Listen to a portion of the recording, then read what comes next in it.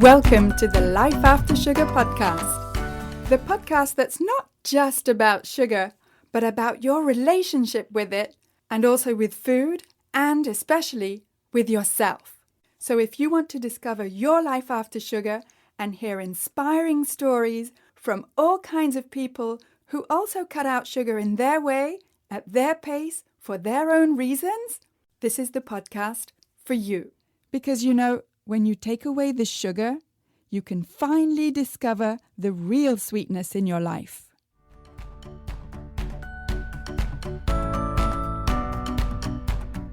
I'm your host, Netta Gorman, and this week I have two special guests. From the podcast Fabulously Keto, all the way from the UK, Jackie Fletcher, and from even further away, Louise Reynolds, who's an Australian living in Bangkok, Thailand, who both talk about their experience with changing their diet to a more low-carb or ketogenic diet and adding in intermittent fasting. But just before our chat, I'd like to invite you over to my website to download your simple guide for getting more energy with less sugar. You can find that on aftersugarclub.com. Click on the tab Simple Guide. And if you want help with cravings, you can also download my 5 tips to help you. You can find those on the podcast page. Click on the podcast tab on aftersugarclub.com. And if you're ready and committed to ditch sugar for good, join us in the After Sugar Club. Go to aftersugarclub.com and click on the green button, Join the Club. You can also come say hi on my Facebook page, Life After Sugar, as well as on my Instagram account at My Life After Sugar. That's where I post pictures of what I eat and what I do, so that you can see that living an active, fun life is perfectly possible even when you don't eat sugar. So here's my chat with Jackie and Louise. So Louise and Jackie, I think this is the first time I've got two guests on my podcast, and so welcome. Louise, can we start with you? Can you tell me a little bit about what your life was like when you were still consuming sugar? Well, thank you, first of all, for having us on the podcast. My life, BS, before sugar, was actually, I suppose, it was hard. I was increasingly gaining weight after the ending of a very unhappy marriage. I suddenly, became a single parent, at that time co-parenting a son with special needs. So a lot of my emotional pain was obviously resolved through food. And, I like to say, Dr. Phil would say, Louise, you were having a party in your mouth. So a lot of my emotions was being fueled by food and comfort eating. So I was eating a lot of carbohydrates. So as a busy single mom, I was, cooking dinner. And while I was having dinner, I was busy, obviously, from work, and I was having those extra slices of toast. So before I knew it, I was actually having maybe 3 or 4 pieces of toast. So my son had ADHD. So he was on medication for particularly this time when I was eating quite a lot. And he was obviously having the appetite suppressing medication. So he wouldn't eat his dinner. I ate his dinner because I had valued, food, not wasting food. I ended up being 134 kilos. And that's roughly just shy of about 300 pounds. So life, in those sugar days was principally around emotional eating and comfort eating, because I was extremely unhappy managing stress, single parenting. I was also doing my PhD, so I was a doctoral student working full-time in academia. So I was just one big messy ball of stress. Oh my gosh, yes. Yeah, I can relate to that. Yeah, so When was that tipping point for you when you realized something's got to change?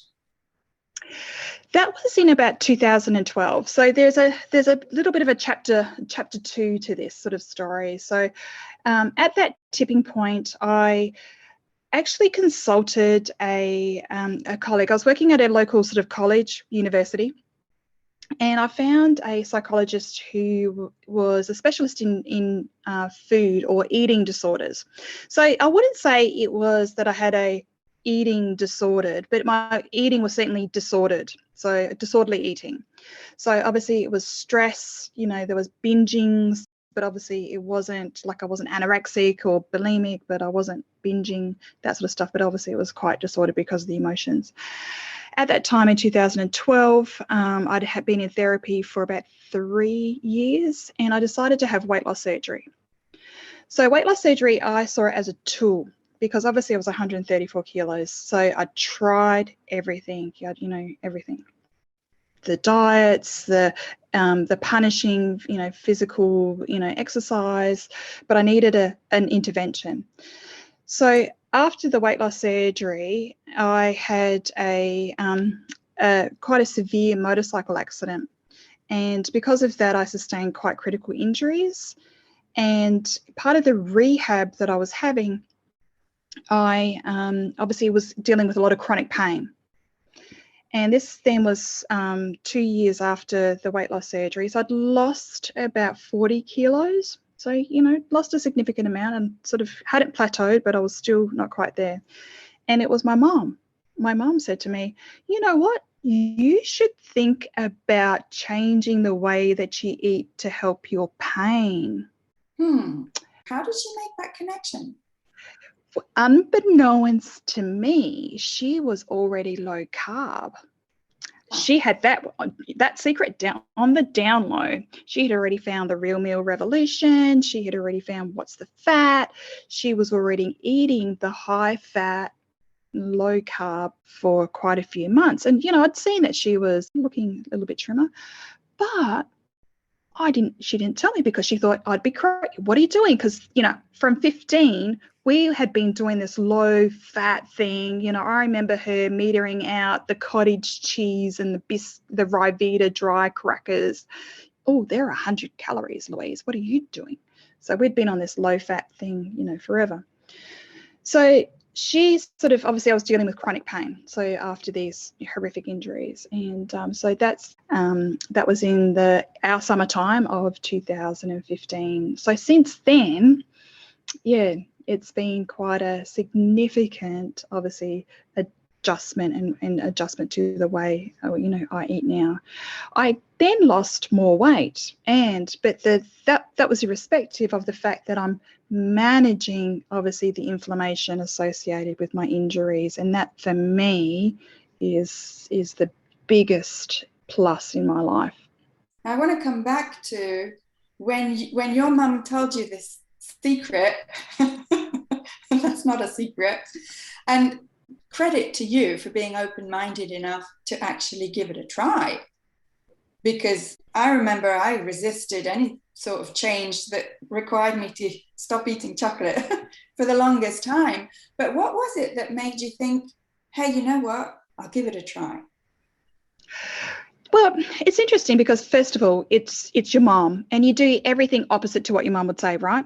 Yeah. Mom tells you to, don't do that. And of course, you're going to go do that 10 times.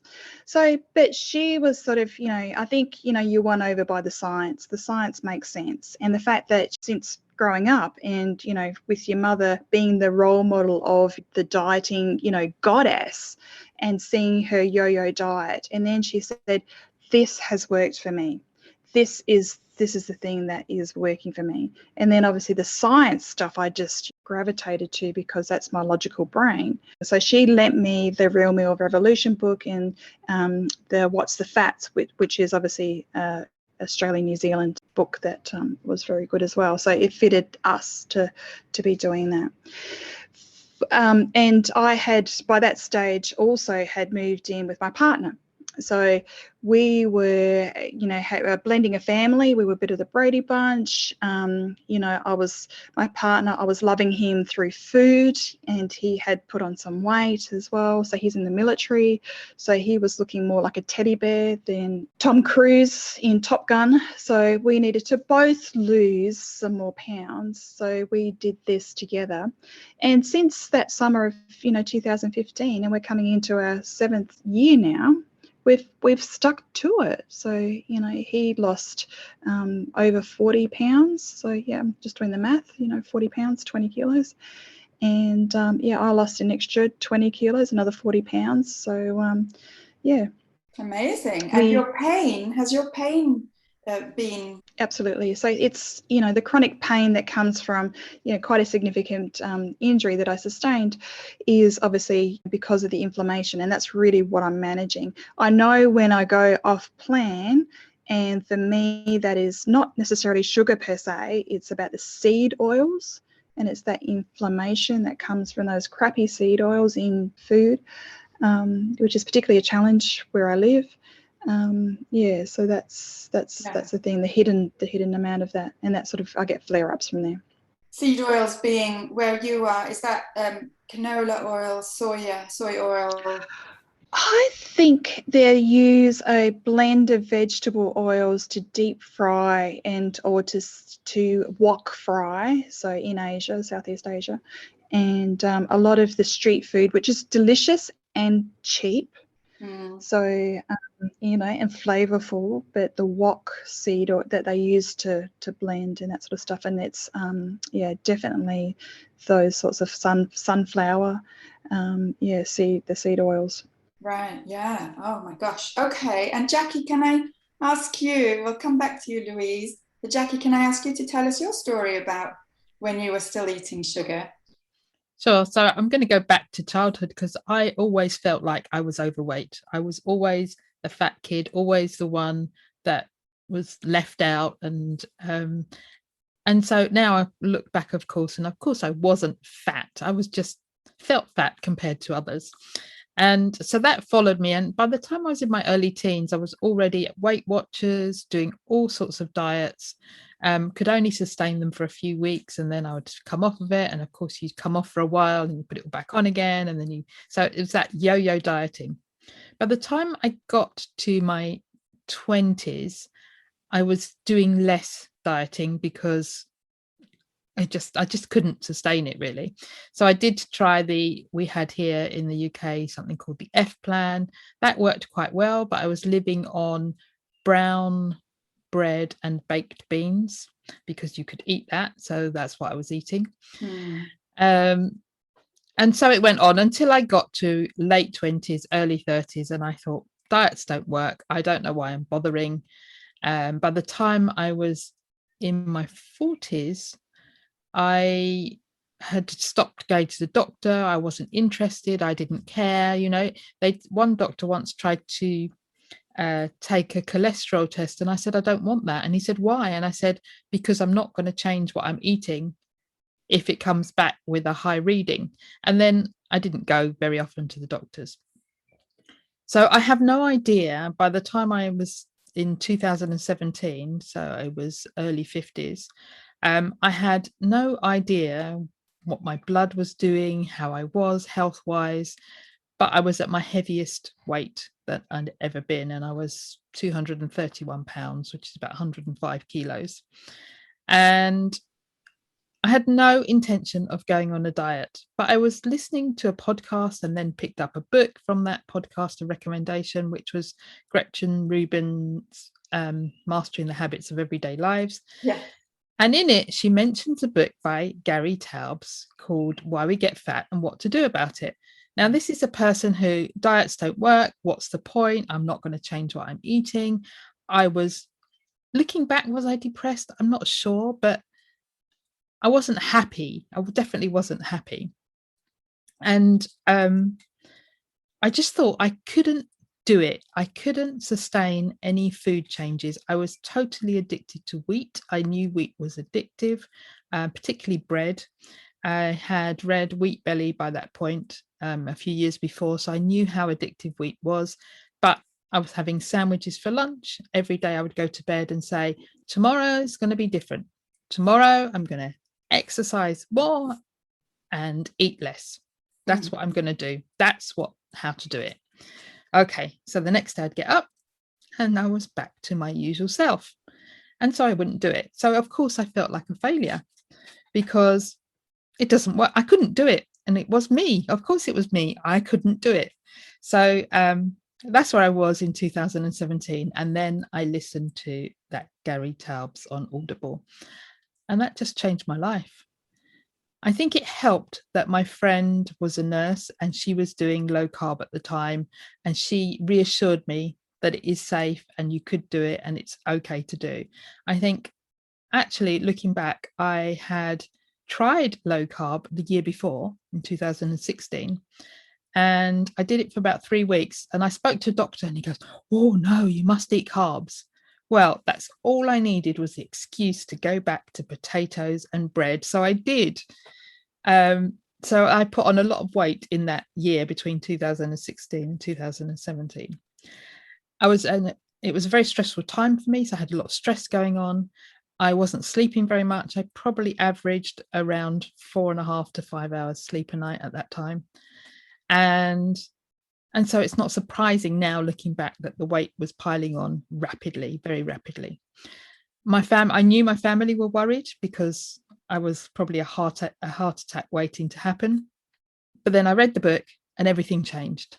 And I didn't even look any more into it. I just cut out potatoes, pasta, wheat. So along with the wheat went the bread and the biscuits and the cakes. And I was still eating what I would now consider quite a high carb diet because I was eating lots of peas and lots of sweet corn. But about 6 months in, I decided, right, I need to look at this a bit more. And then I found Keto Clarity and I read that, and then more changes happened. And so I've been extremely low carb since then, basically, with some intermittent fasting and some longer fasts. And that you've been able to stick to? Yes, I have phases where I come off of it for a bit. If I'm going on holiday, I might come off. But when I come back, I set a date in my mind and say, right, back from holiday, maybe not the first day, but second day back to it. And then I get back to it. And do you feel like you're on a diet now? Yeah, it's an interesting question. No, is the answer, because it's just a way of eating. But there are times when other people are eating things in front of me that I would like to eat. And a good example of that is on Sunday, I was with my family and they were eating chocolate raisins, which I just love. And I didn't have any. And I sort of feel, oh, I'd love to have some, but I know I'll just eat the whole packet. So yeah. And then when I'm fasting, so on days that I'm fasting, I feel like, oh, I want to eat. Not necessarily bad foods. I just want to eat food. So I find that sometimes a bit of a struggle. Do you get hungry when you're fasting? Only at about an hour after lunchtime and about an hour after supper time. Sometimes in the morning for an hour, but it passes and I know it'll pass. I just have to get through that hour and I'll be fine. Yeah, okay. And do you feel deprived? From food sometimes I do, but it's just a head hunger. It's not real hunger. It's just that action of eating, of wanting to eat, of wanting to go in the fridge and find something. That's all it is. But it's just an emotional want of food, and it's not real. You don't need it and you can make do without it, and the benefits of not having it are huge. So I just say, right, focus on the benefits. And my current mantra is food does not control me, I control food. So I just go back to that. And yeah, and then very often when we're looking for food or we open the fridge door, what we're looking for is not actually food. What do you reckon you're actually looking for? Can you analyze that now? Well, I know that it's probably some emotional event, but it's not always an emotional event. But for me, it's quite a lot about habit.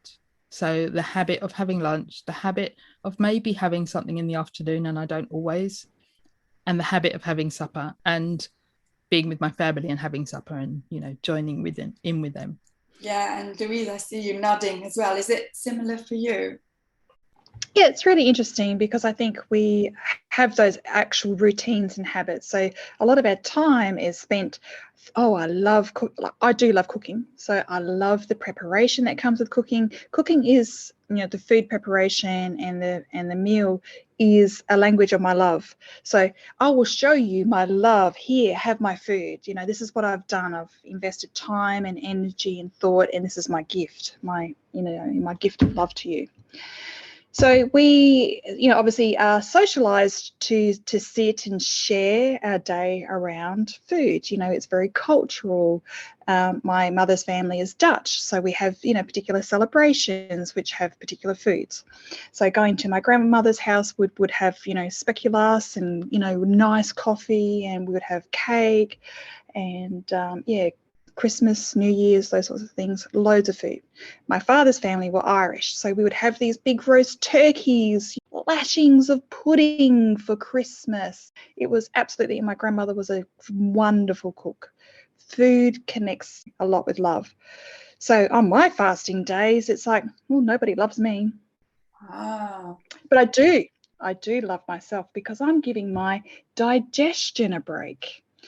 I'm giving my blood sugars a break. You go, liver. You make glucose for me. You go, girlfriend. So this is the sorts of things that we have to do the flip. We have to think about things differently. So disassociating myself from those cultural nuances that comes with food. And like the other night, we had our fasting time, so we went for a walk. You know, we walked the streets and it was quite balmy. I got, you know, loads of steps. It's like it frees up so much time when I don't have to prepare food. And the best thing, my kitchen looks immaculate. I have shiny benches, that dish rack is clear, and I've thought about what I'm going to eat today as I break my fast. And tonight we had some delicious fried little drum wingettes, like wings, and a Greek salad. So, and a lovely little chocolate pudding. So one of those egg puddings that's just made out of egg and a bit of 100% chocolate, touch of sweetener. But it's enough to sustain me now. So Jackie and I have a challenge, a 100-day challenge of alternate day fasting. So I'm going to give my digestion a rest tomorrow, and I'll look forward to eating again on Friday. So it's an interesting, introducing fasting was a real game changer in what we don't need to eat, because, well, Louise, you still have a lot of that reserve. You know, you've got that Krispy Kreme from 10 years ago stacking on that thigh, girlfriend. You might need to sort of tap into that a little bit more. So, Yes, we do. We do sort of tend to get panicky about, oh my gosh, if I don't eat every 2 or 3 or 4 hours, then what's going to happen to my metabolism? Because we've been taught, I don't know, for you when you were growing up, we're about the same age-ish. You know, I was told in the 80s, you've got to eat all the time or your metabolism will go haywire. And we just believe that. Yeah. I mean, we didn't know anything. I didn't know anything about metabolism until I educated myself. Yeah. I was never a great breakfast eater, so I would quite often miss breakfast. But if I then miss lunch, one was that emotional, I need to eat. But secondly, I would quite often get a migraine. I would feel shaky. I wouldn't feel well. So I was having obviously a blood sugar low at that time, but I didn't realize what was happening. And so I always ate, and I always made sure I had food, because if I can't eat, I'm going to get a headache. So I have to eat. But so And it's now quite a revelation now that I actually don't have to eat. And when you don't eat now, when you're in the fasted states, do you get headaches? No, not at all. I feel great. I don't.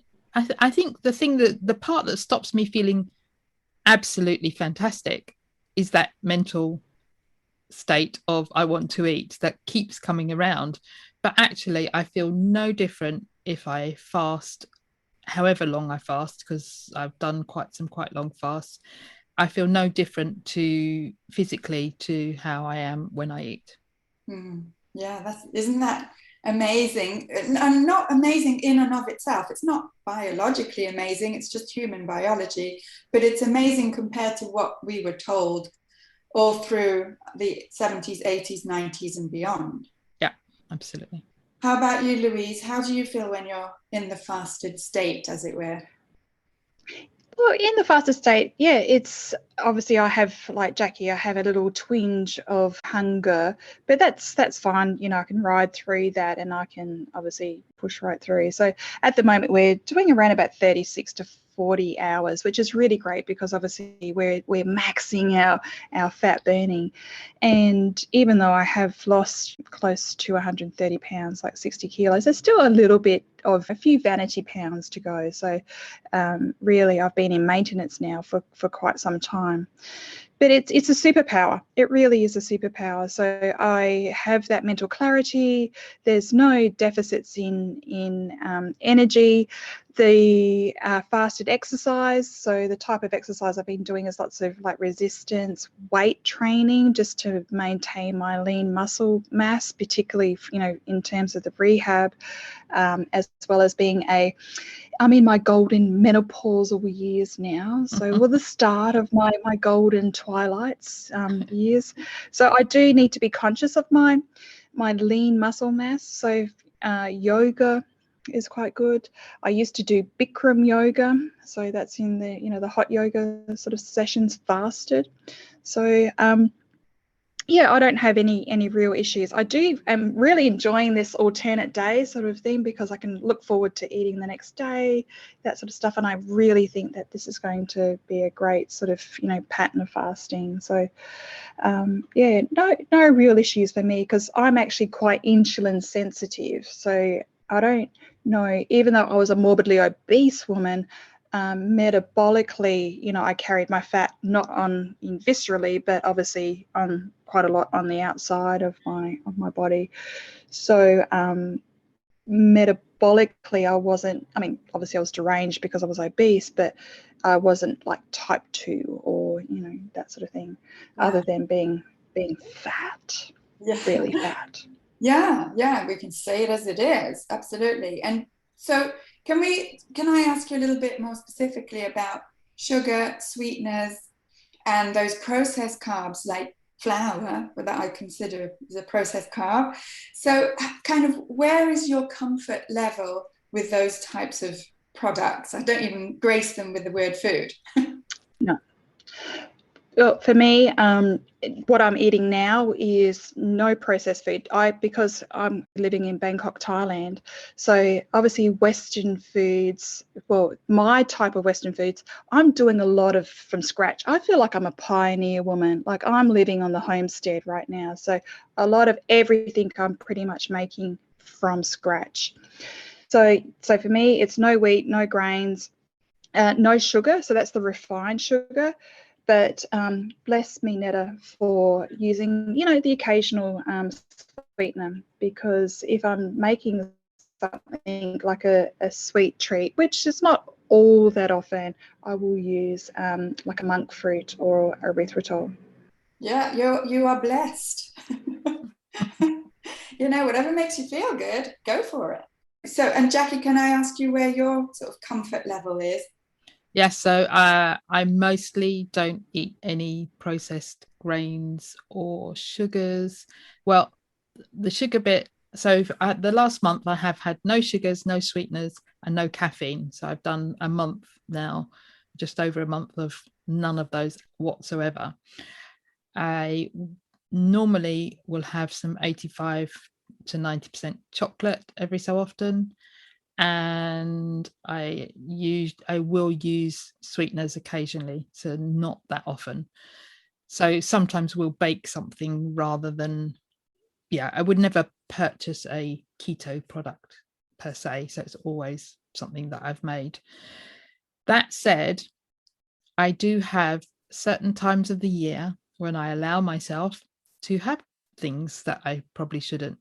So the ones being my son's birthday, my birthday, and Christmas. So on the 2 birthdays, I will have some birthday cake, and that will be made with wheat and sugar.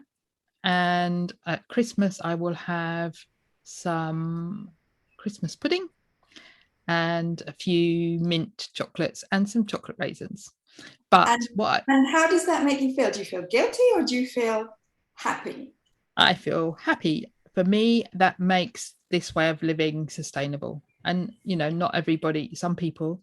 So Louise is an abstainer. She has to not have it. I can moderate to an extent. And I always set in my head when I'm going to start back on it. So at Christmas, I come off the day before Christmas or 2 days before Christmas until the kids go back to school. I don't know what I'll do next year when the kids are not at school anymore. And that's, you know, I have that 2 weeks. It doesn't mean I go all out and eat everything that I want to eat, but it just means my lunch will still be as I normally have. My supper will probably still be as I normally have, but I will have some roast potatoes on Christmas Day. I will have my Christmas pudding on Christmas Day, and maybe for a few days after, the Christmas pudding will be left over, so I'll have some.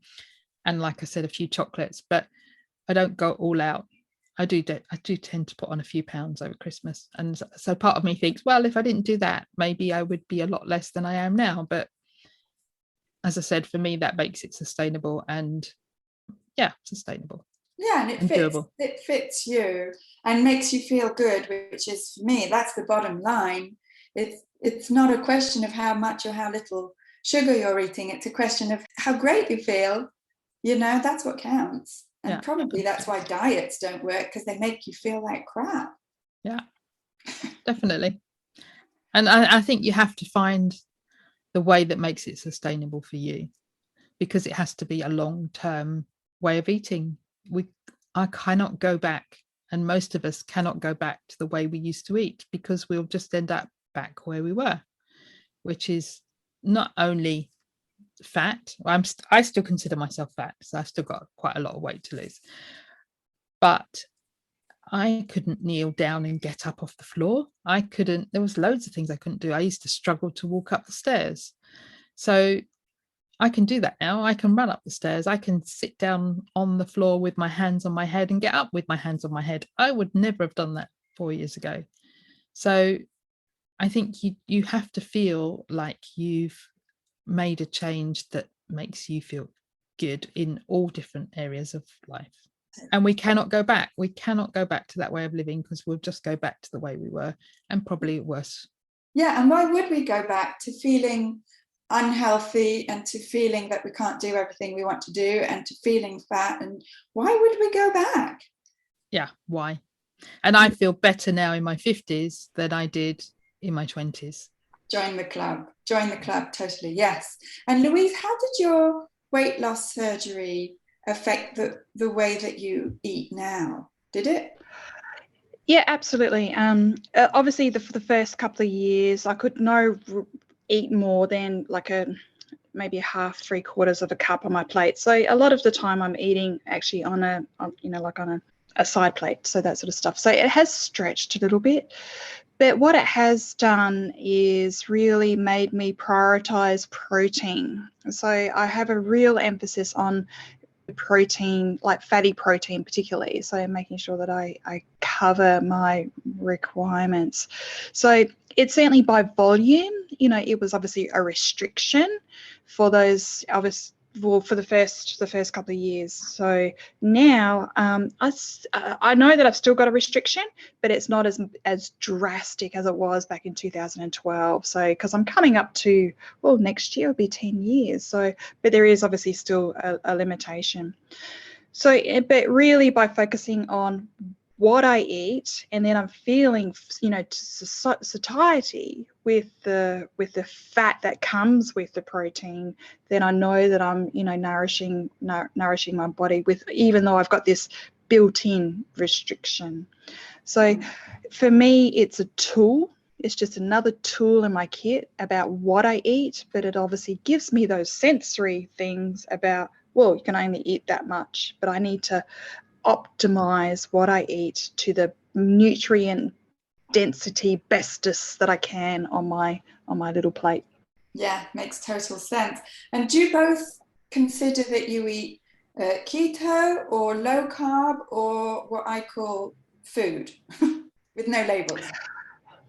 Well, yeah, absolutely real food. You know, absolutely. I'm all for, you know, not buying into a discourse that's so much, but it is obviously I'm eating, you know, real food, particularly because I'm cooking every day. Yeah, no processed foods here. So yeah, we don't even have, you know, Amazon. Well, we have an Amazon, but it's not like it's your Amazon. Yeah, so I'm definitely whole, real food every day, delicious, sustainable. And that's Yeah. what's available in Bangkok where you're living, right? Absolutely, like not more than say 400 meters, you know, 5 minutes down there. I have the most delicious fresh. It's a wet market, so all the food is on open air, so all the meat is open air. Yeah. You know, takes a bit of a sensory assault, but there's loads of greens and loads of fresh food there every day. So, but coupled with that, as I said, you know, there's loads of cooked food, you know, delicious cooked food, but obviously for me, yeah, it's just the oils that it's cooked in. So it's like, as Jackie was saying about the difference between her being a moderator and me being an abstainer. If I do choose to eat street food, of which, you know, don't get me wrong, it's delicious, you know, and there is some great, yeah, but inherently Thai food is all for flavour profiles. It does have a sweet, bitter, sour, you know, that sort of thing. So there are cane or palm sugars that they do cook in curries and things like that. So, you know, those sneaky sugars there that you just have to accept that it's all part of the deal and you don't choose those things. Sauces, the soya sauces are full of sugar as well. So yeah. So it's just, I don't want to be living in a vacuum as well. You want to try the local foods, right? Yeah, the grilled meats are fine. So. And how about you, Jackie? Do you kind of put a label on how you eat? I would say keto as well. That said, I probably sometimes verge into very low carb because just through vegetables, so it's all real food, no processed food really. So sometimes I will have more vegetables than maybe would be okay for keto, but sometimes come out of ketosis. But I would say for the most part, I'm in ketosis. Can you feel the difference when you're in ketosis and when you're not? Not really. No, I don't think so. So last week we've been doing this 100-day challenge. So last week I measured every day. Before that, you know, I might do it a couple of times a month, every so often. But sometimes I'll know that I'm not in because I've eaten something that maybe I shouldn't do. So I know that I will expect to come out of ketosis, but I might be out for a day, but then I'll be back in again.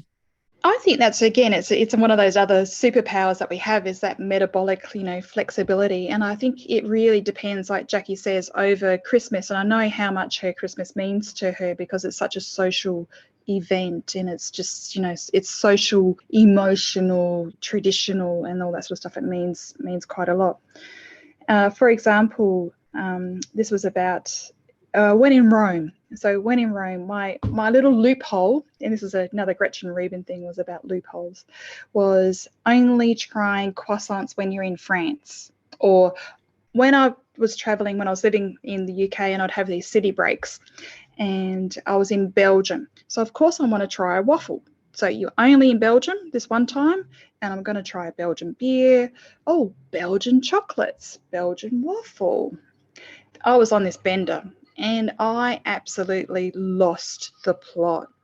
I had wheat, I had sugars, that the whole kit and caboodle. I was a mess. I was crying on the way. We're going back to catching the train back to London, and I'm sitting in the car, in the hire car, and I'm turning to Andrew, my partner. I'm going, I don't know why I'm crying. You looked at me the wrong way.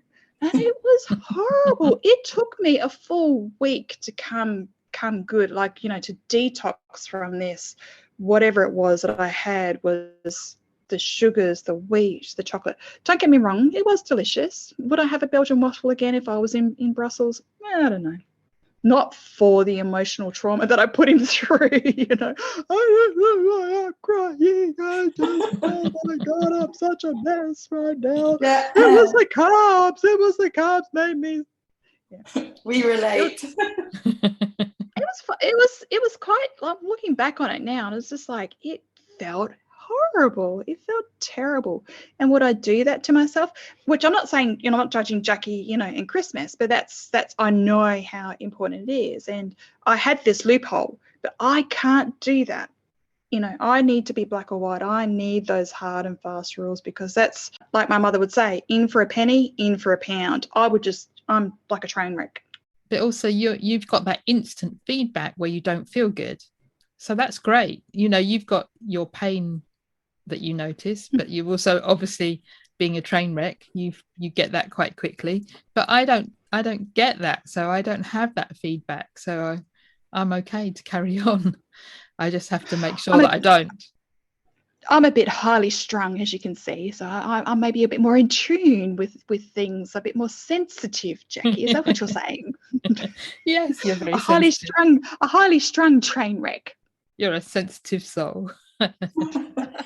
And so both of you are friends, and one is an abstainer, one is a moderator, and yet you manage to have a beautiful friendship, probably thanks to the fact that you're just different and accept and love your differences. And you have a podcast together, right? Yeah, that's right. Can you tell us a bit about that? So it started off that quite a few years ago, I thought, I want to do a podcast. I want to tell everybody about keto. Keto is so fabulous. I want to tell everyone about it. But I never did anything about it. I just kept thinking the thoughts, mostly because I didn't know where to start and what to do. But then I met Louise and I told her my ideas of having a podcast, and she did not let it go. She kept saying, every time I saw her, she'd say, when are you starting your podcast? When are you starting your podcast? So I had to make inroads to doing it. And then I'd done some of the interviews, and then I said to Louise, she was helping me in the background and give me ideas and things to do. So in the end, I said, Louise, do you want to come on the podcast with me? Thinking she'd say no, but she actually said yes. And so here we are. We had to go back to the beginning, redo all the intros and outros, and it took us a few months to get off the ground. Wow. From when she said yes. Oh, you were marking. That was last year, wasn't it, Louise? You had loads of marking to do. Marking to do. The bane of the, as you know, Netta knows about the teaching, the mountain of marking they had to sort of get through. So, yeah. But it's wonderful, because I think, like you said, I bring some lightness to Jackie's darkness. It's yin and yang. Thanks. It's the the Brit and the Aussie. I'm just, as I said, I'm the larrikin. I'm the comic side relief to Jackie's seriousness and that sort of thing. So I think it really does have that blend of, I think I want to be the panorama, hard asking questions, but I'm just the goofy sidekick. Love it. What's the name of your podcast? Fabulously Keto. Yeah, I love it. Yes, I've been listening to it. Fantastic. So if people want to get in touch with you or to find you, they can go subscribe to Fabulously Keto, your podcast. Do you have anywhere else that they can reach you? So on our website, we have a contact form. So fabulouslyketo.com. They can join us in our Facebook group, which is Fabulously Keto. Facebook is Fabulously Keto. Instagram, Fabulously Keto 1. And that's about it. Fantastic. Twitter. We're also on Twitter. So we have Twitter. Fabulously Keto on Twitter as well. Excellent. Thank you so much, Jackie and Louise. Thank you for talking to me. Fantastic. Thank you for inviting us. It's been great.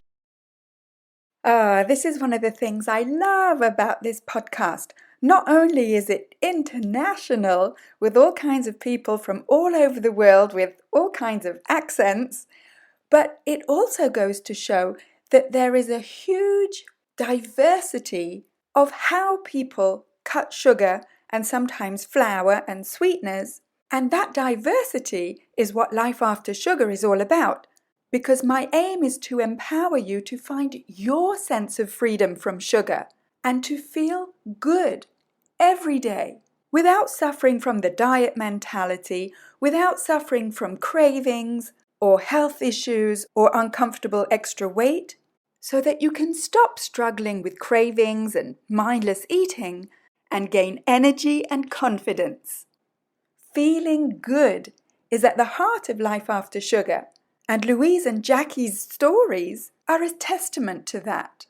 And whether you're at the beginning of your Life After Sugar or well on your way, there'll always be a place for you in the After Sugar Club. Go to aftersugarclub.com and click on the green button, Join the Club. And you can also join us in the Life After Sugar community. You're always welcome. Go to aftersugarclub.com. And if you're enjoying this podcast and you enjoyed this episode, scroll down and rate this podcast and leave a review to let me know how this podcast is helping you in your life after sugar. And don't forget to subscribe so that new episodes will magically appear in your podcast player every Sunday. Thank you for listening. That's it for this week. Keep in touch and see you soon for another episode.